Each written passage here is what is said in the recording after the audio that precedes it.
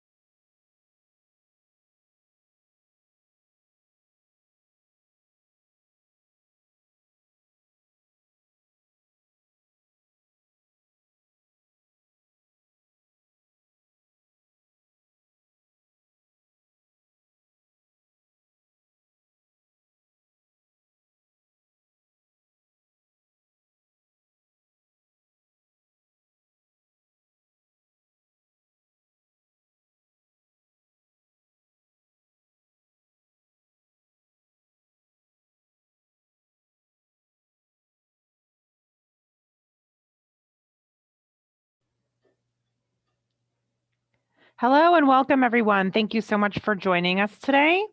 We are excited to have this rockstar panel of experts on circular economy, ensuring that we will all be educated and enlightened on the topic today. Thanks for joining the World Trade Center Denver today. We have some events coming up, such as our World Trade Day event on May 20th and 21st. We also have some wonderful trainings this month, and we have a sustainability consortium meeting on June 18th.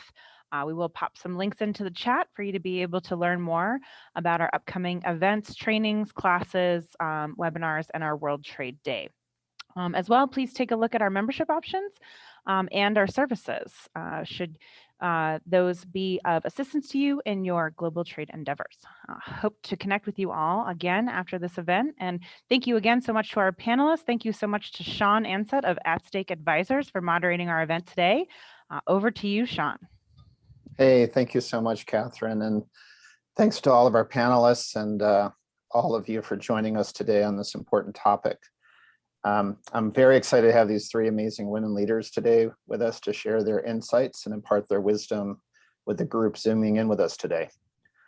My name, as Catherine mentioned, is Sean Ansett. I've been working in sustainability and now in circularity for the last 20 years, running large programs at Gap Inc., the luxury brand Burberry, and co-founding team of Fairphone. We're the world's first modular and repairable smartphone. Now residing in Longmont, Colorado, as you can see behind me. We have two Colorado registered businesses, so it's great to be with the WC today. At Stake Advisors, the Circularity Economy Consultancy, and Future Fit Foods. We're bringing nutrient-dense, convenient, affordable circular foods to the market. Before we start with our panelists, I would like to share some sobering facts. According to the Ellen MacArthur Foundation, which is a circularity think tank in the UK, greenhouse gas emissions are not falling quick enough to achieve climate targets, and switching to renewable energy will only cut them by about 55%. The remaining 45% of emissions come from how we make and use products, and also how we produce food. So this panel is focused on solutions at this level to try to tackle this additional 45%. For example, in the fashion industry alone, and we have Rachel with us, who's doing some amazing work in that sector. The volume of clothing Americans throw away each year has doubled in the last 20 years.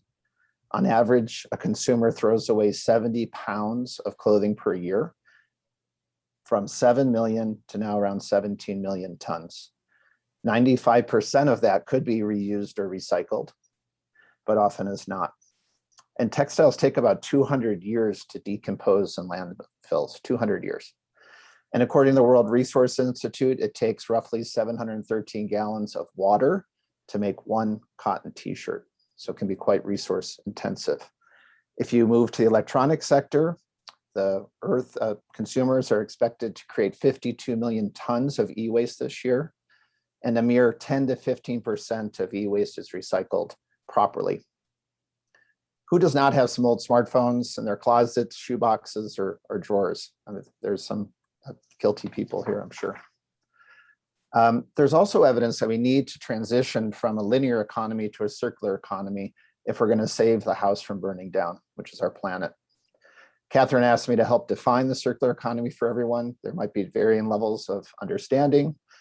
And in order to kick it off, just think about shapes. And this helps me kind of frame things.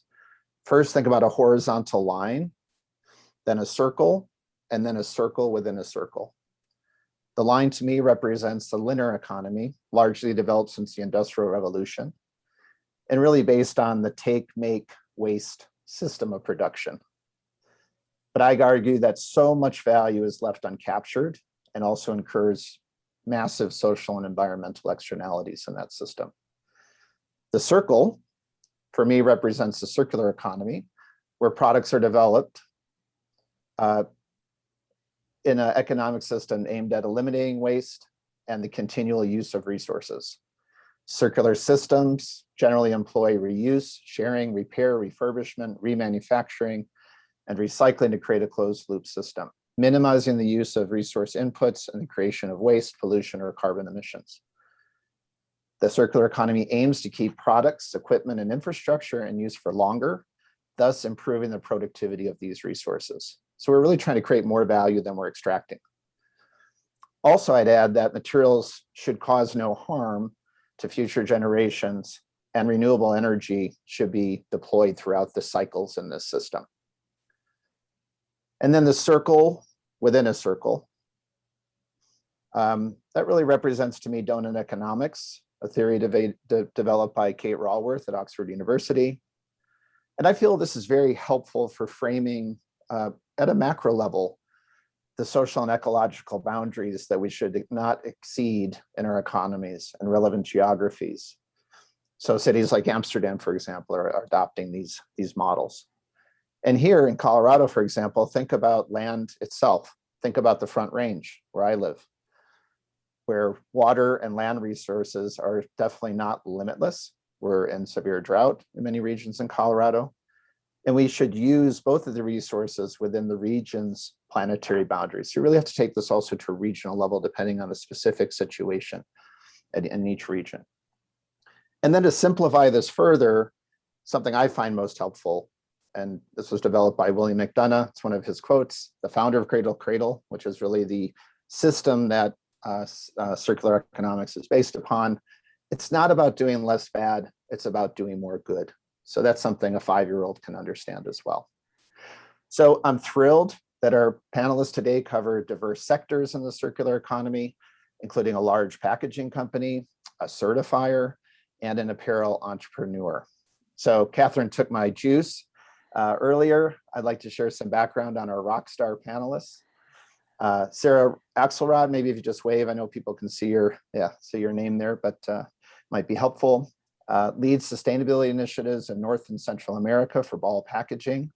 She's focused on creating and promoting a commercial and regulatory environment in which the company can support its customers' sustainability goals, drive efforts around real recycling and circular economy at scale, and ultimately utilize its market position to create systemic change to improve the recycling system. She previously led marketing and innovation for the sustainability team at Land O'Lakes and was founding member of the food and agriculture team at the Glover Park Group, which is a public affairs firm in Washington, DC.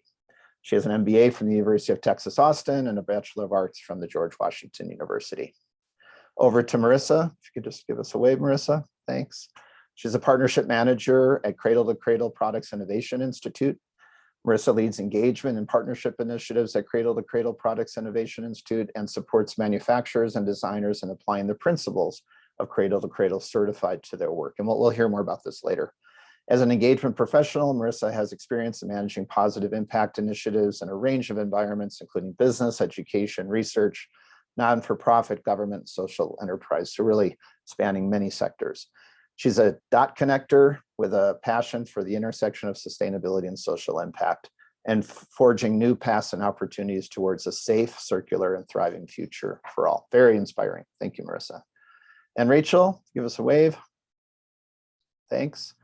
An entrepreneur and a trade and creative at heart, she dedicates most of her time to rectifying harm within the garment industry using a systemic approach, encouraging people to think about the root of systemic injustice and tackling these issues at their core rather than simply treating the symptoms. Rachel's a co-creator of Tonlé, a zero waste, ethical, and sustainable fashion line that is both a brand and manufacturer. Alongside a small but mighty 60-person team, Tonlé is setting a new standard for the fashion industry, and you'll hear shortly from Rachel. And really what they're after is to create a business where everyone benefits and thrives. Tonlé believes in horizontal leadership structures and designing from materials that others consider waste, as well as addressing the root cause of the industry's problems, namely capitalism, colonialism, misogyny, and white supremacy. Rachel is also a co-founder of the Reclaim Collaborative and writes at Just Fashion, a medium publication that explores the intersection of justice and fashion. So thank you very much, Rachel. So now let's move on for the next 20 minutes or so. Each panelist will provide some additional background of their organization and the role they play in the circular economy. So let's kick off with Rachel, our entrepreneurial voice in the room, who just, by the way, got her second vaccine yesterday and has managed to still join us today. So she's powering on. And you have the floor for about 5 minutes, and I'll keep time. Rachel. Thank you so much, Sean, and thank you for the wonderful introduction. It's just a pleasure to be on this panel with such a great range of voices coming from different parts of the industry. And I really believe in this, that this cross collaborative approach is really what we need to change these industries and move towards societally a more circular way of thinking and valuing resources and people. So I really appreciate the work that everyone here is doing. So as Sean said, I have a degree in art. I started out as a really creative with a focus on social justice. I studied textile design, but I wanted to go into kind of public sculpture and education. But through the process of learning about and researching and studying and understanding textiles, I realized, this is sort of in my college years, that the fashion industry and the textile industry is one of the most extractive, exploitative, and hierarchical industries in the world. And when I say the word extractive, the business has been designed on a large scale to generate profit for a few at the expense of many people who put their time and labor into the industry and also of our planet. And it is an extension of the colonial systems, which was very clear to me in Cambodia, where I saw, the impact of both my country's involvement in the region and during the Vietnam War period, to the production and how America has transformed some of these areas that had been previously exploited into centers for low-cost production. Through American corporations that were manufacturing in Cambodia at very low cost. And so moved to Cambodia in 2008 to do research on sustainability under a Fulbright grant, working with through the lens of fair trade and thinking that, maybe fair trade was a model to promote more equitable dynamics between buyers and producers. But that led me to sort of accidentally discover the problem with waste in the garment industry and how this hierarchy and this social injustice was actually causing a disconnect in communication between essentially design teams based in Western countries with production facilities that had to deal with the increasing pressure of producing more and more as fast fashion became kind of ramped up. I was in Cambodia from 2008 to 2015 full time. And then after that, I've spent a bunch of time going back and forth. And during that time, the number of garments being produced worldwide has doubled. And waste has essentially increased exponentially because as garment workers have to produce more quickly and many more styles to produce every month, without training, a lot of times without investment in capacity, without investment in additional equipment, more things are failing quality control, more things are being produced incorrectly.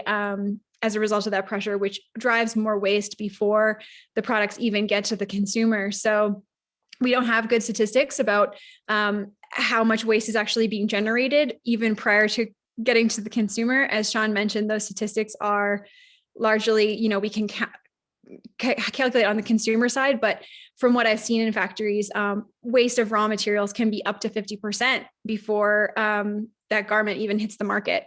So that's not to mention waste on the retail side, on the and on the consumer side. So tonlé is a fashion brand that's sought to address that by creating products out of that waste, that pre-consumer waste textile that's being left in Cambodia, often to be burned or dumped in the environment because there isn't an infrastructure to manage it. And also, addressing some of the systemic dynamics in the larger industry that have led to that disconnect. And I think that we have to tackle injustice as a whole, because it is contributing to both the environmental destruction as well as the harm that's being done to garment workers. So I'll leave it at that. And really, again, thank you for having me. And it's a pleasure to be a part of this group. Thanks, Rachel. I really appreciate sort of the macro global economic perspective and both the environmental, but also the S portion, the social portion, and the circular economy, which is often left out. So appreciate your comments. We'll move on to Marisa. And Marisa, let's hear a bit about how Cradle to Cradle plays a role in the circular economy, and the floor is yours for the next 5 minutes or so. Thanks, absolutely. And yeah, thank you for this opportunity. It's such an important conversation. Just on a personal note, I always wanted to focus my career in positive impact. And when I graduated in the early 2000s, there was not really that many opportunities in terms of pursuing further education focused in that. I managed to find a master's in socially responsible business and sustainability and started that in 2006. And I remember telling a friend of our family about the program, and he said, "Oh, wow, that's cool. What are you going to do with that?" And I remember looking him straight in the face, and I said, "I'm going to be ready when the rest of the world realizes that this is the only way we can move forward." And it was so interesting that, a year later, I remember seeing him, and he said, "I read this article, ... He'd seen the shift already, and now looking from, then to now, it's incredible in terms of what this transition has been. So Sean mentioned I've been at the Cradle to Cradle Products Innovation Institute for the last 5.5 years. I have been focused in engagement and partnerships, education.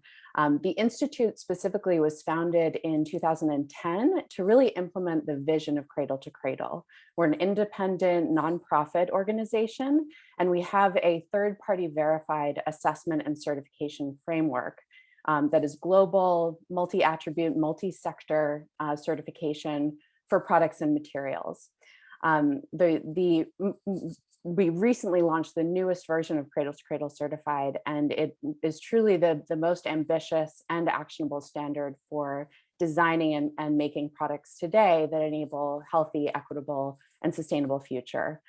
And this certification really seeks to offer businesses of all sizes a comprehensive single standard solution for advancing from commitment to action by addressing the interconnected sustainability topics, many of which we'll discuss today, and developing those safe and circular products. So this standard specifically looks to prioritize action across 5 sustainability focus areas.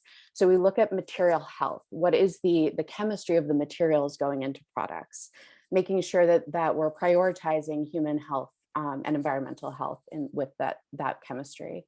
We also look at product circularity, so how products in terms of design, sourcing, and systems, how they're designed and manufactured. And with the focus on intentionally designing them for next use, and with the goal of actively cycling them in intended cycling pathways. And then we also look at, so the material health and product circularity really looks at what the product is made of and the intention for that. And then the next 3 categories really focus on how it's made. So the first of this next bit is clean air and climate protection. So this category really looks at positive impact. The goal is positive impact on air quality, renewable energy supply, and the balance of climate changing greenhouse gases. Then we also look at water and soil stewardship. So what are the impacts on water and soil, and with the goal that they're treated as truly precious and shared resources, and that the watershed and soil ecosystems are protected in the making, and also ensuring that clean water and soil are available to people and all organisms. And then also the very, very important aspect of social fairness, and with the goal that companies are truly committed to upholding human rights and applying fair and equitable business practices. So those are the 5 categories of Cradle to Cradle certified, and we look at on the product level, but then it also applies to the company as well. Currently, there's over 450 different companies that have Cradle to Cradle certified products, and that represents over 10,000 plus different products. Our main categories are, or rather main sector focus is built environment and construction, textile and apparel, cosmetics and personal care, and then packaging, printing, paper. But then we also have these growing fields in electronics. We hope one day to have Fairphone in our product range, as well as tonlé and ball products as well. So more to come on that. Hey, thank you very much, Marisa. When you were studying back in 2006, I remember most of the academic work ended up in practitioner literature because mainstream academia was not interested. And now this is a big part of academic peer-reviewed work today. So yeah, really a jump also from the academic space. So thanks for sharing that. And yeah, there's been a significant update on the social fairness category of Cradle to Cradle. So all of you should check that out in the V4 version. And last but not least for this section, Sara, tell us a bit on how Ball is playing a role in the circular packaging space. And I can tell everyone listening today, it's not about mason jars, although they are fantastic. And all of us have used to learn them during COVID. Sara? Mason jars are fantastic. And I actually, to be honest, I usually drink water out of one. So I would usually hold it up. But you know, it's funny. I spent my whole career in the sustainability space, but actually predominantly in food and agriculture. And, you know, I was at Land O'Lakes. I, you know, was on the food and ag team at Guber Park Group. And so that was really my focus. And when Ball called and said, hey, you know, we have this role here. I'm from Denver originally, you know, was the cold white north was, we'd done a winter and it was maybe time to come back to Colorado from Minnesota. And when Ball called, the first thing I said was the Mason Jar Company. And they said the same thing that I will say to you all, which is, no, we don't do that anymore. So that's great. That was not maybe my best start to an interview that I've ever had, but it, so we, you know, everybody knows us for the Mason jars that, you know, are of course very cute and have made a resurgence in the sort of chic restaurant glassware. We actually sold the glass business several years ago, and we are now the largest aluminum packaging provider in the world. And so when we say aluminum packaging, that means aluminum cans that you all hold in your hand every day. You know, our biggest customers are the biggest beverage producers in the world. So, you know, think Coke, think Pepsi, think Anheuser-Busch, everybody who packages in aluminum cans. I think there's also been some really fantastic innovation into the aluminum bottle space. So really thinking about, you know, where this innovation is driving on new product categories. So for example, moving away from single-use plastic water bottles and into infinitely recyclable aluminum bottles as an alternative. And then the most exciting innovation that is hopefully, fingers crossed, if our retail and cups team is accurate, the aluminum cups, which I know have made their mark here in Colorado, both at CU and then now at Ball Arena, formerly the Pepsi Center, and will now be available on retail shelves. So a shameless plug for if you're planning any Memorial Day barbecues to sustainably entertain with your infinitely recyclable aluminum cup. And so really, you know, what that product portfolio and the reason to go through the product portfolio is really about what my job is about, and this mission of, you know, creating products that are infinitely recyclable and have this, you know, inherent circularity in the material, right? And when we, I loved Marisa when she was going through sort of the 5 pillars of Cradle to Cradle. We have a very similar sort of 5-pillar structure. The first is, we really focus on responsibly sourcing aluminum. And I will say the first 4 pillars are everything we can do to make the can that you hold in your hand as sustainable as possible. Versus the 5th pillar, which is much more external facing. That's actually where I spend a lot of my time. But quickly to run through the 5 pillars, there is part of what makes aluminum, of course, so sustainable is that it is infinitely recyclable. A can can be a can, can be a can, can be a bottle, can be a cup, can be a can, an infinite number of times without ever losing value. And this is very different than other packaging substrates. Right, glass can be recycled, but of course there's a breakage issue. Plastic can be recycled, but of course there's a downcycling that happens with plastic as the fibers shorten. So, when we think about real recycling and true circularity, the way we define it is making a product of equal value. And so there's that component. So, right, a recycled can be back on the shelf in 60 days as a can. And here in the US, we're very lucky that our recycled content of aluminum is very high, particularly compared to the rest of the world. So the average aluminum can has 73% recycled content here in the US. And so when we think, again, going back to those 5 buckets, there's the recycled content, which is fantastic, right? Having that much recycled content lowers the emissions of that aluminum can by a significant amount, over 90%. For the remainder of primary aluminum, we're working with the Aluminum Stewardship Initiative to responsibly source that aluminum and be certified both on a social and an environmental perspective. The second is material health, and this is actually where we work very closely with Cradle to Cradle on all of the coatings, varnishes, inks, et cetera, that go into the can. So all of the design components and the functionality components of the can. So working closely with Cradle to Cradle to make sure the material health of these materials don't deter, I think, from the sustainability of the can is the best way to put it. The third bucket is having the most metal efficient can, so not using more material than we need. The fourth is sustainable operations and climate leadership. So this is everything sort of within our plants, water efficiency, we're committed to 100% renewable energy, and really moving that forward as a company. And then this 5th bucket, again, this is where I spend a lot of my time, is increasing recycling rates, right? From a carbon perspective, we need to increase recycled content, and to increase recycled content, we need to increase recycling rates. And it is fairly devastating. We only recycle about 46% of aluminum cans here in the US right now, and which is higher than any other substrate and still significantly lower than the rest of the world, right? So this is, again, a material that has value. And so really focusing on the policy measures to get this material back into the system. Thanks so much, Sara. And it's kind of dovetails into some other questions I have for you. So you get to do a back-to-back. Great.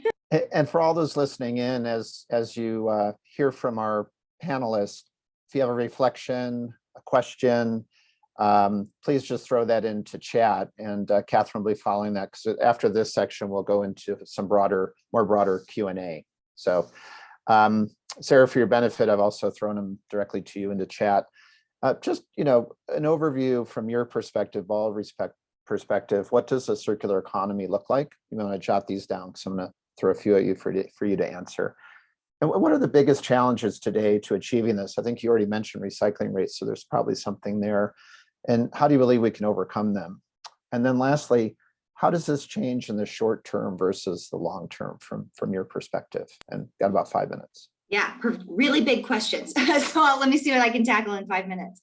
I think for us, again, defining circularity really is about a material that is created, and let's be honest, right? We are mostly a B2B packaging provider.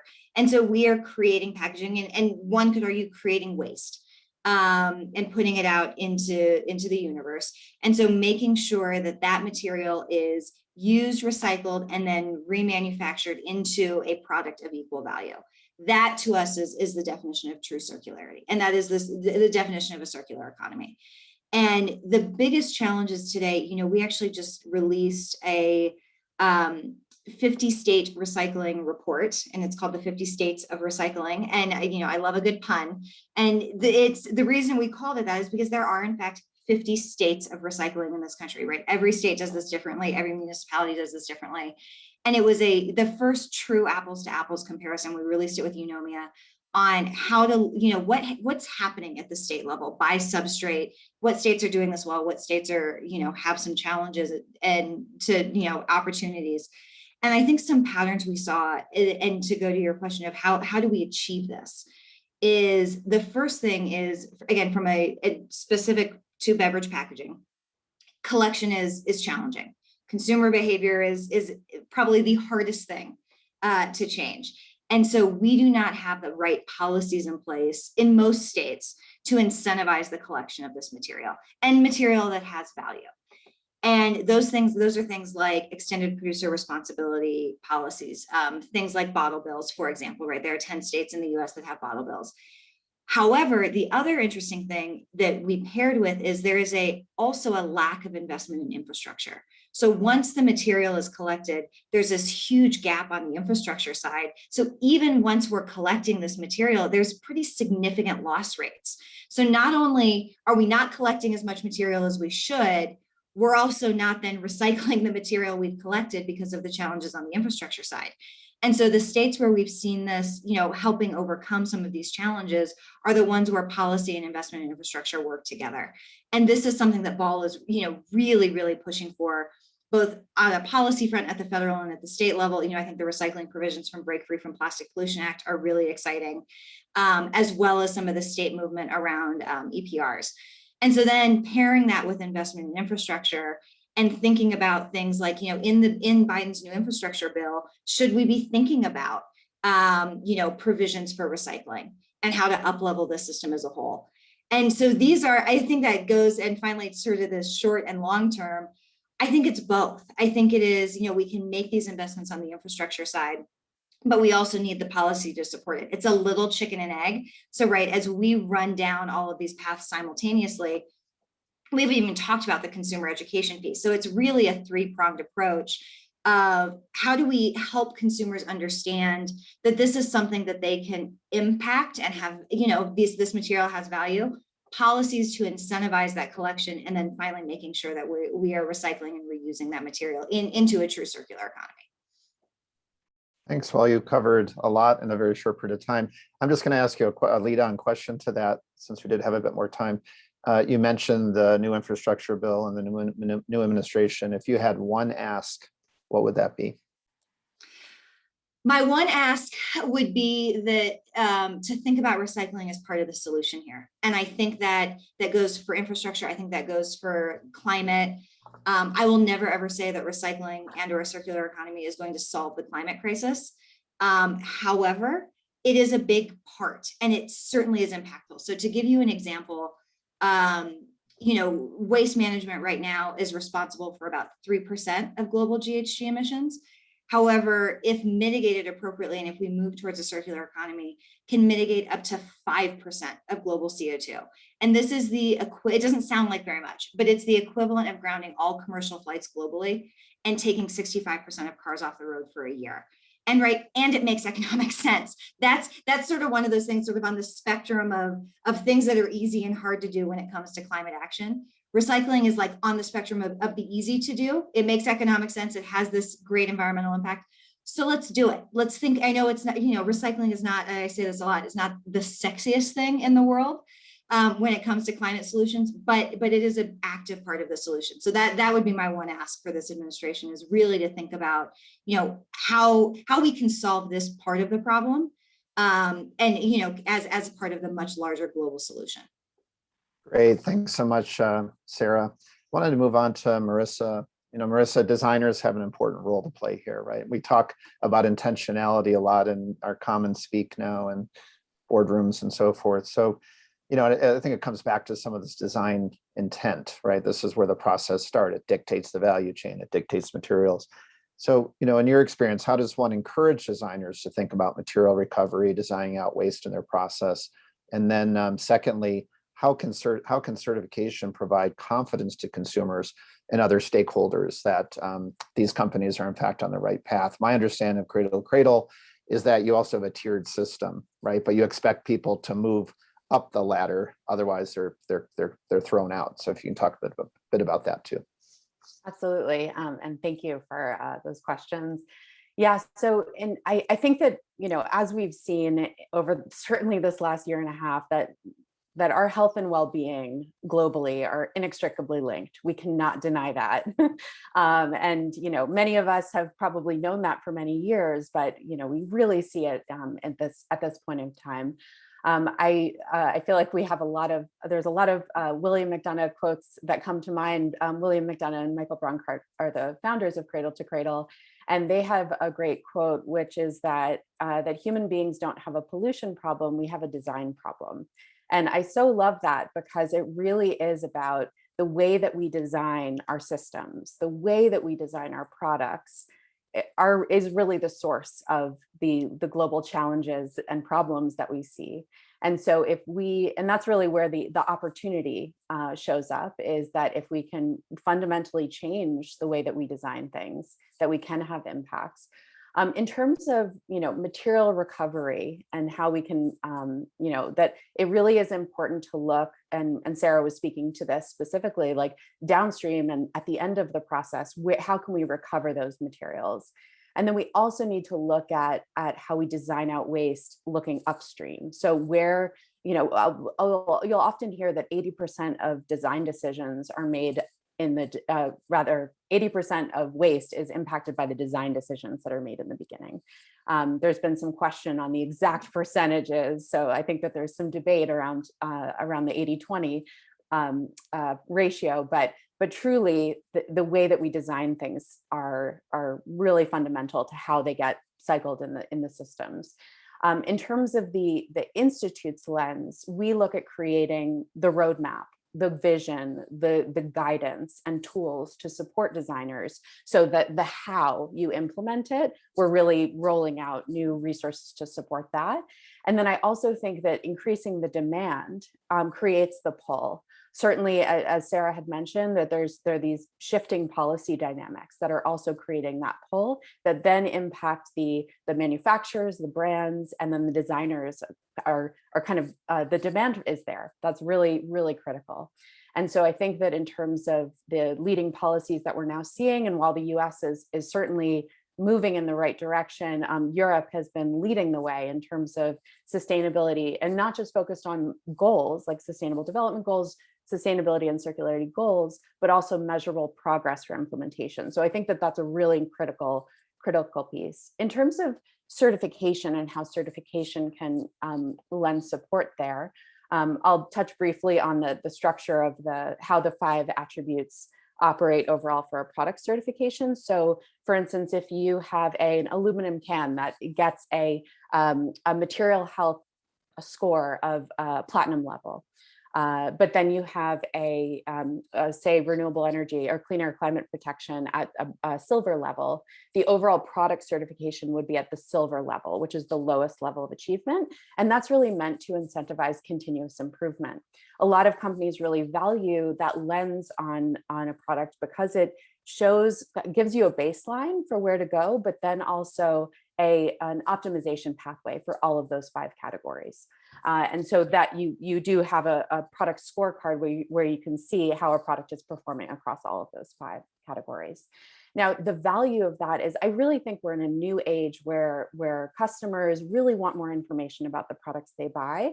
And as we've seen from the last 20, 30 years in the sustainability movement, that greenwashing, there's a lens rather a spotlight on greenwashing, and that you really need to be able to back up claims. That said, we don't want to disincentivize companies for making statements about their commitments. That's really, really important. But then the verification has to come in to say, okay, you're actually doing what you're saying you're doing. So countering that greenwashing and circular washing, as I think we haven't coined that term yet, but I think we can definitely see it happening already.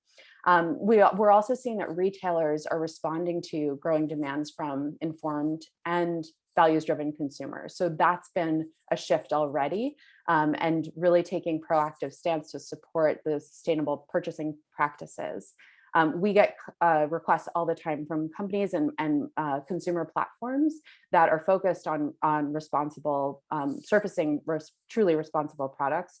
For instance, Amazon launched its climate pledge friendly program last year, and to really help customers discover and shop for more sustainable products, and Cradle to Cradle certified as a partner and recognized in that. And so of course, there's a whole conversation that can evolve in terms of confusion, since a lot of certifications can measure different things. So it really comes down to a company's goals. But I think I'll pause there because I know that there's so much more to talk about. I hope that answered your question, Sean. It certainly did. So much to unpack there in our short time today. What I found with designers, engineers like problems and they try to crack and solve problems. Designers generally don't like restrictions placed on them. So it's more about expanding the palette of options with better materials and so forth, rather than restricting. And I see Rachel smiling because she's a designer herself. So I want to move on to Rachel, and I have a series of questions for you as an entrepreneur. And we talk about the value chain, and I think fundamentally in circular economy, the relationships between partners will have to fundamentally change, right? We talk about industrial symbiosis and so forth. So how do downstream customers interact with upstream material suppliers and vice versa to really bridge the circular economy? And I know you have some personal COVID stories as well. It's been quite disruptive for tonlé to some regard. And then to what extent in your sector, apparel, is there collaboration across industries and with various actors in the value chain?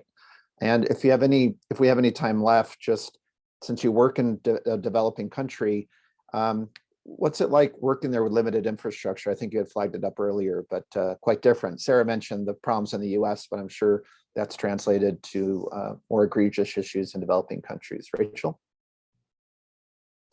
I think you're on for mute. sure. Yeah, no, and the reason, what you just said about designers don't like restrictions, I think that just ties so perfectly into this question, because the reason I was smiling is because I really think about our work with tonlé around working with waste and working in like complicated situations and, doing manufacturing and having just, be on the ground solving real problems. Actually, like for me as a designer, like constraint is really what defines our process, and constraint and finite resources, specific capacity, specific labor, specific barriers is actually what drives our design process. And it is what makes tonlé so unique compared to a traditional design house, because I think the way that most people design, and this is getting to your point, but I think that having design and production be integrated means that you're actually bumping up against those real challenges, and you have to modify your design. You have to modify your business processes to the constraints, which I think is a bigger, as a designer, I actually enjoy, because it actually forces me to be more creative. It forces me to not only design products, but design a business model that actually has respect for those constraints, that has respect for people and planet. And I think that the separation of production and design in the mainstream fashion industry, what I mean is, brands are really, for the most part in the fashion industry, designing and marketing products, but they don't make products. They have suppliers who make the products for them. And I think when we talk about circularity, we have to think about not just circular processes, recycling, designing to take out waste. You actually have to talk about a circular and reciprocal relationships with the countries, with the people, with the environment, where there's a circular feedback loop. And I think that with tonlé, like, because our design and production are integrated, let's say like we come up with my design team, we come up with some ideas. We literally go to the production and we say, what do you think about this design? And they may come back to us and say, well, it would be easier if you made it like this, or we've run out of that fabric, so can you use this one instead? Actually, we think this is a better construction method. And so it's the circular feedback loop between design and production that actually allows us to not only use the waste of others, but also design a process where no new waste is generated. And typically, like, the design process itself is linear. also, where, designers are sort of existing in a vacuum, totally separate from production, which is probably happening on the other side of the world in multiple different countries. They're creating purely based on probably numbers of what's sold in the previous seasons, their customers' demand, what they think that they can produce, and so forth. Not what they think they can produce, but what they think they can sell. And then they will have another intermediary team who then goes to the production, maybe even multiple steps of intermediaries in between, goes to the production and says, can you produce this? And then if the factory or supplier says no, they might go to another country or go to another factory. And so there's a very linear approach to communication, which comes from that kind of hierarchical dynamic. And I think, yes, it's the design process that really needs to change, but I think it also is about relationships, and it's about creating equity in those relationships so that we can have that feedback loop. And so that, I think a lot of suppliers and people in these countries, they are facing the impact of sort of global North countries' decisions much more tangibly than we are facing them. And there's this externality kind of mindset where it's like, it's happening over there is not affecting me, but it's actually like, we are now seeing that that's not true. Like we are, if like thousands of tons of plastic in the form of microfibers are being dumped into the oceans in Asia, eventually that winds up in our food, right? And, I just moved to Boulder from San Francisco, and I went through, the orange skies and the fires and all the apocalypse of like, and it's just ironic because it's like you have some of the wealthiest people in the world living in San Francisco. We are not safe from the effects of climate change at this point, right?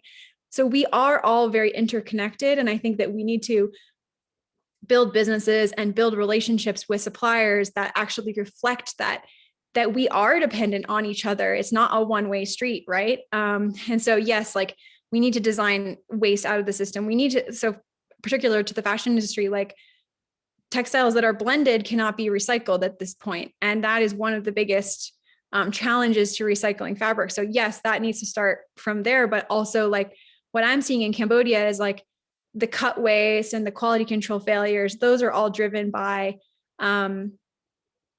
incentive structures that benefit brands and don't benefit the manufacturing countries or people. So I think we have to think about, just this idea of interdependence and building businesses with a mindset of reciprocity, that we are dependent on each other, and that we should be building relationships that reflect that. So I know you asked about, developing economies with limited infrastructure. I think I kind of covered it in an esoteric way, but do you want me to go into that more? No, that's okay. It might come up in the Q&A. Okay. Thanks for that. I just want to make sure, because we only have about 13 minutes left or so. I just want to make sure that we invite our participants to ask some questions. I do have one. It's directed towards Sara from Andrew. I'll just read it out here. One reason the EU has high recycling rates is due to extended producer responsibility legislation. Does Ball actively support development of EPR legislation across the US? And Sara, maybe if you can, for the benefit of others, tell us a bit more about EPR as well. Yeah, absolutely. And I would love Marisa to weigh in also. I know Cradle to Cradle has some thoughts on EPR. So, essentially an EPR, an extended producer responsibility bill, is a piece of policy that supports brands and in its simplest form, because there's a lot of nuance when it comes to EPR. In its simplest form, essentially is looking at the cost of dealing with packaging and the end of life use of packaging. And EPRs there's EPRs for packaging, there's EPRs for things like mattresses, it's sort of a broad swath of waste. And putting the cost of that instead of, on the recycling system or on the state, putting the cost of that on the brands or on the manufacturers that produce that material or that packaging or that product that is sort of an EPR in its simplest form. And there's like I said, there's a lot of nuance on how states are looking at doing this. There's a lot of nuance on, how this is done in Europe versus how this would potentially be done in the US. But in its broadest form, yes, Ball is very supportive of an EPR. We think that, as we value sort of a circular economy, we need to also be very transparent about what the true cost of these materials are. I mean, it's not unlike the cost of carbon, as you know, many companies are looking at what that means and the cost of carbon implications for their own supply chains. And so if we think about the true cost of packaging, it's not just the cost to create these materials and distribute them, it's also the cost to deal with them at their in the end of life. Thanks, Sarah. Did you want to jump in, Marisa, or add anything to that?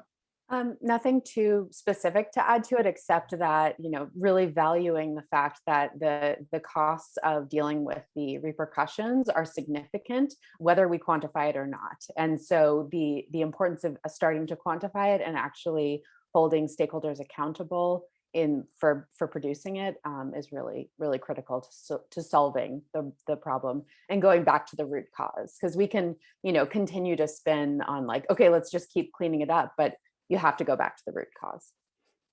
Thanks, Marisa. Yeah, go ahead, Rachel, please. Yeah, and I think that I'm highly supportive of these type of regulations as well, and I think they need to extend to the countries where people are producing as well, because there's been so much, and I think the way that can come is in regulation that actually, let's say you're an American corporation that's working with, you know, factories abroad. A lot of times it's saying, well, I mean, the way that it operates now is, well, it's happening over there. It's not our problem. We don't run that factory. We just contract to them. So American corporations can get away with doing things in other countries that they're not able to do. Like if they were to actually hire people directly, they would legally not be even allowed to do these things. So, you know, I think that, you know, there's a huge issue with recycling. That's not stuff that's not being recycled here, is that being sent overseas to countries where there isn't a good recycling system, and maybe they'll pick out the 10% that can actually be recycled profitably, and then the rest gets dumped into those environments. And so, you know, we need to have regulation that extends to, hey, if you're an American corporation and you're manufacturing in other countries and you're bringing those products back into the US, you know, rather than holding those countries accountable, who usually have little power compared to the corporate power of American corporations, can you then go and regulate those products being brought back into the States when there is this externality that's being put on other countries as well? Great, thank you. And we have a related question, actually, and I just encourage everyone to throw any questions into chat. From Shireen, how can we improve the collection options and materials consumers want to recycle, since most of the responsibility seems to fall on communities instead of the manufacturer providing easy options for getting these materials back to them for recycling? I'd add to that, back into the system, perhaps a new product beyond the recycling. Any comments there?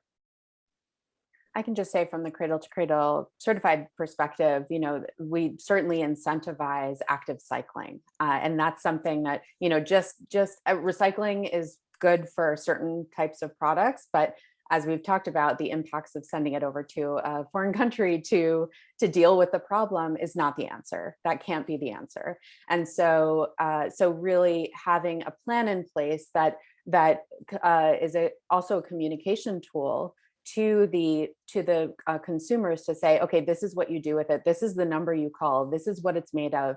So actually starting to build in that data that is critical to ensure proper recycling, and that does, you know, greatly depend on the type of product it is, in terms of how you can communicate around that. But that is something that is central to the design of it. Is okay, we're thinking about the end and the beginning. We're not going to just assume that it's going to happen, but we're actually building in the as a structure to support that active cycling later. I would totally Thanks, agree Marisa. with, you know, Marissa's point around, you have to think about the end and you have to think about the beginning. I mean, recycling it should be something that is incredibly intuitive from the consumer perspective, and it should be easy, and right, we should have access to recycling, and it's none of those things. I spend literally all day, every day talking about recycling, and yet still in my own home, I sit there and I end up with packaging or products that I'm like, what do I do with this? Do I wash this out? And I have to actively think about it, right? And so for the average consumer, that's a lot of time and it's a lot of energy. And so designing products that are intuitive and that, you know, you don't have to spend necessarily all of that time and energy. And I think, that for us, as we were, again, sort of when you think about all of the pieces of this, the part of the universe that Ball controls is designing the packaging itself, right? Designing and manufacturing the packaging itself.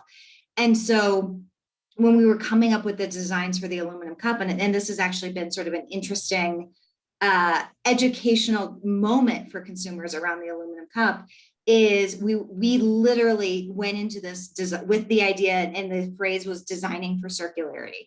We wanted it to be as easy and as intuitive as possible. But what I love about it is a new product, and it has this sort of new enjoyment perspective, and it's been a great educational tool because consumers look at the cup and hold it in their hand and are like, oh, this is such a cool new product. And did you know I can recycle it? And did you know aluminum is infinitely recyclable? But it's also reminding them of the aluminum can that is so ubiquitous that they don't see anymore, right? They have a can, they've had a can a million times, they open it, they drink it, and they throw it away, and they don't ever think about it again. And so it's sort of this reverse education process around, we've designed for circularity, but now using that moment to educate consumers on this can be easy, and this can be accessible, and this can be intuitive. And I understand that this is a very aluminum specific example, but I think those tenets of accessibility and intuitiveness still hold true sort of across the supply chain. Thanks a lot. We only have about a minute and a half left.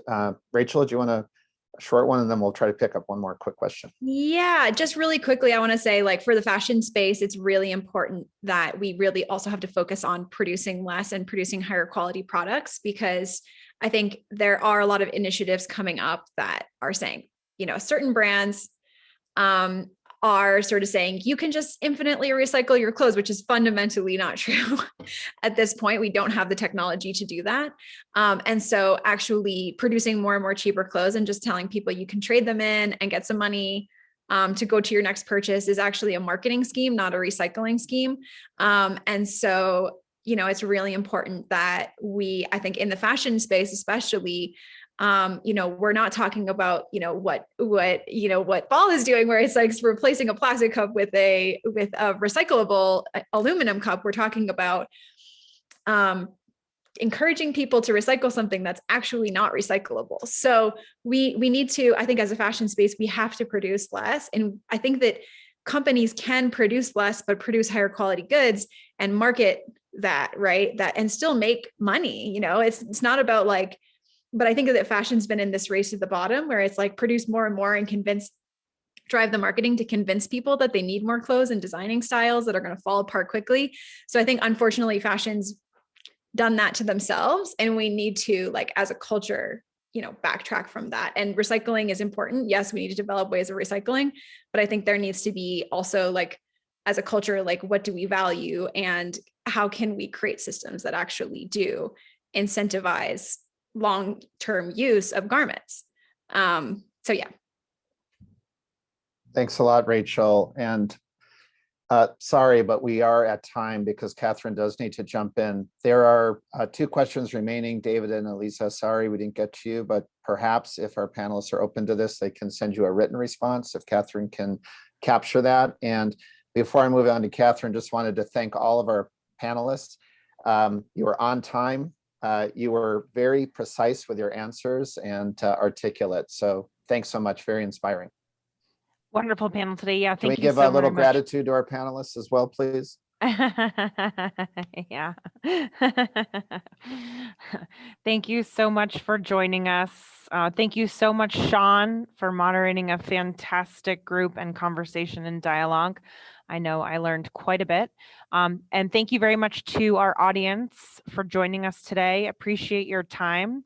Hope that you'll come back and see us soon. We have trainings and classes on the agenda, as well as our World Trade Day event on May 20th and 21st. So please join us for that. Do take a look at our calendar of events and our membership options. And please give us your feedback on the event today via our Jot form survey that we're going to show momentarily. Hope everyone has a wonderful weekend.